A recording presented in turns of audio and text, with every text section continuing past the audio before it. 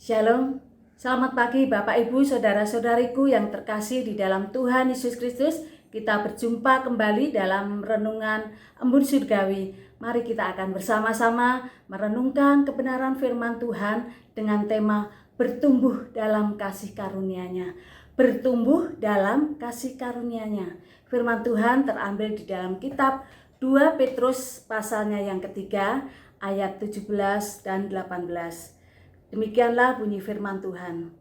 Tetapi kamu saudara-saudaraku yang kekasih, kamu telah mengetahui hal ini sebelumnya.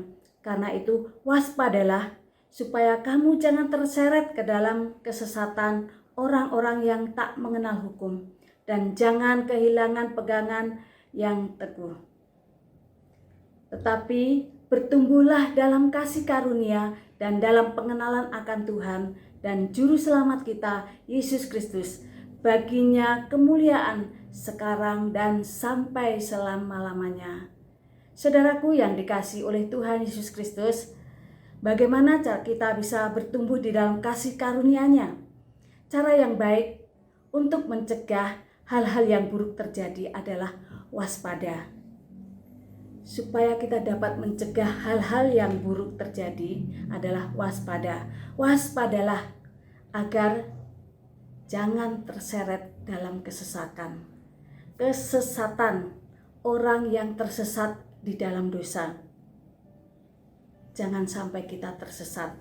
Kalau kita menuju jalan yang benar, kita pasti akan mengarah ke jalan yang benar yang akan kita tuju. Namun kadang kalanya kalau kita tidak tahu jalan yang benar bisa tersesat.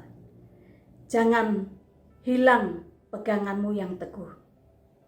Harus kuat di dalam Tuhan. Pegangan hidup kita adalah firman Tuhan. Firman Tuhan yang menjadi pegangan di dalam hidup kita, supaya kita semakin kuat di dalam mengikut Tuhan. Tuhan yang berdaulat atas hidup kita. Tuhan yang berkuasa di dalam kehidupan kita. Tetapi bertumbuh dalam kasih karunia dan dalam pengenalan akan Tuhan dan Juru Selamat kita, yaitu Yesus Kristus. Dia yang menjadi pegangan di dalam kehidupan kita. Bagaimana kita bisa bertumbuh dalam kasih karunia-Nya?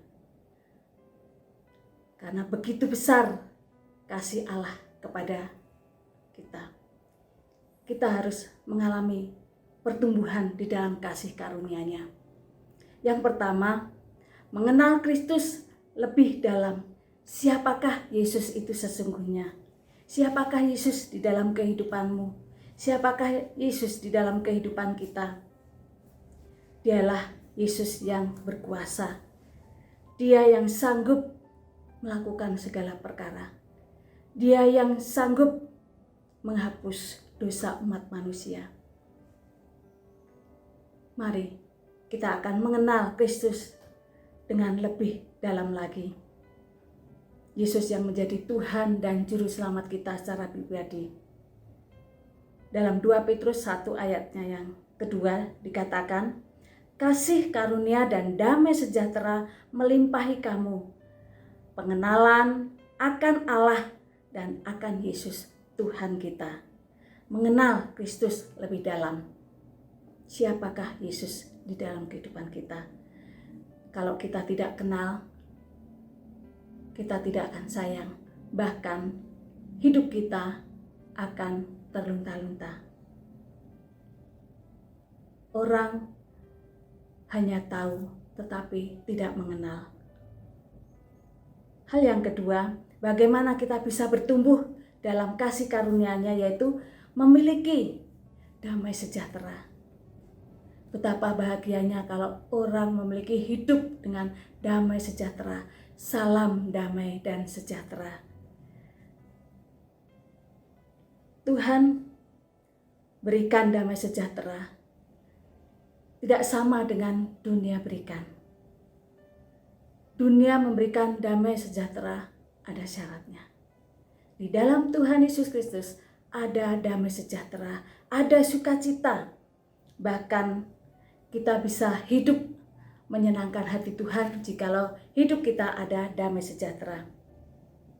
Kita bisa memuliakan Tuhan lebih daripada yang lain, karena hidup kita hanya untuk kemuliaan namanya. Hal yang ketiga, bertumbuh dalam kasih karunia-Nya adalah memiliki iman yang kuat, iman yang teguh, tidak mudah goncang, tidak mudah goyah oleh situasi keadaan dunia ini yang tidak menentu.